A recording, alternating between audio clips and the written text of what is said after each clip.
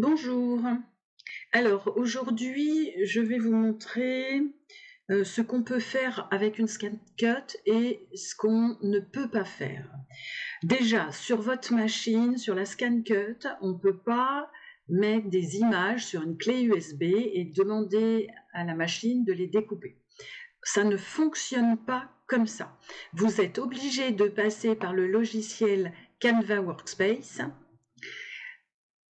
et de vectoriser via le traçage d'image votre image ou d'importer via SVG un fichier SVG. Vous ne pouvez pas importer un fichier image et lui demander la découpe.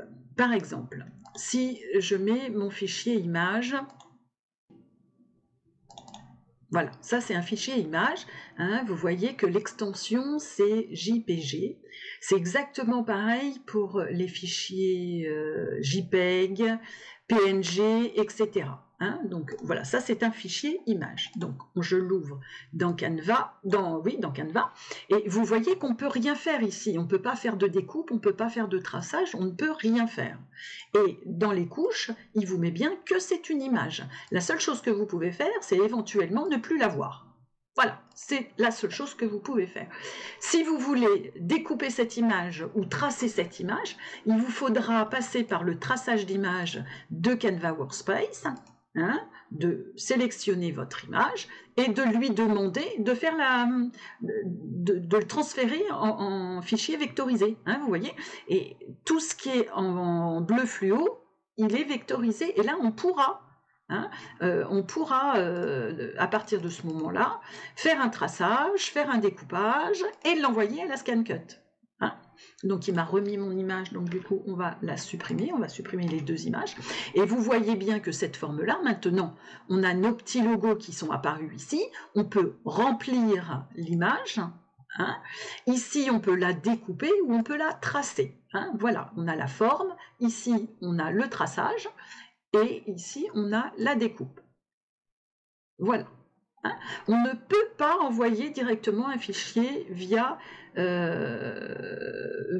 votre machine à découper ScanCut. Hein, il faut obligatoirement passer par Canva Workspace ou alors avoir un fichier FCM, hein, puisque la ScanCut lit uniquement les fichiers FCM, hein, ou alors sur une clé USB ou directement dans Canva ou directement sur votre machine via les cordons, etc. Importer un fichier FCM.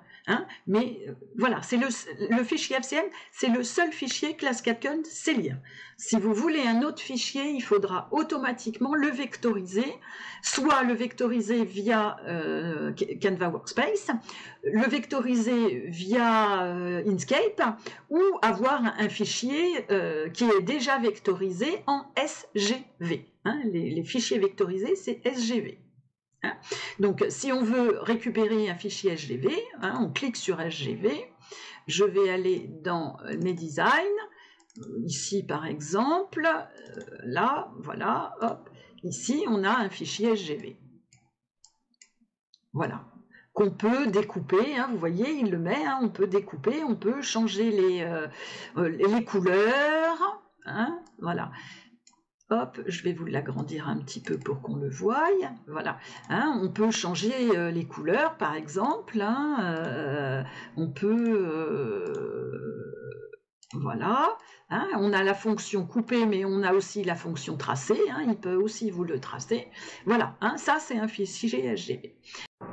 Donc une fois que vous avez transféré votre image et que vous l'avez vectorisée soit en important un fichier SGV, soit en faisant par le traçage d'image, il ne vous reste plus qu'à l'envoyer vers votre machine.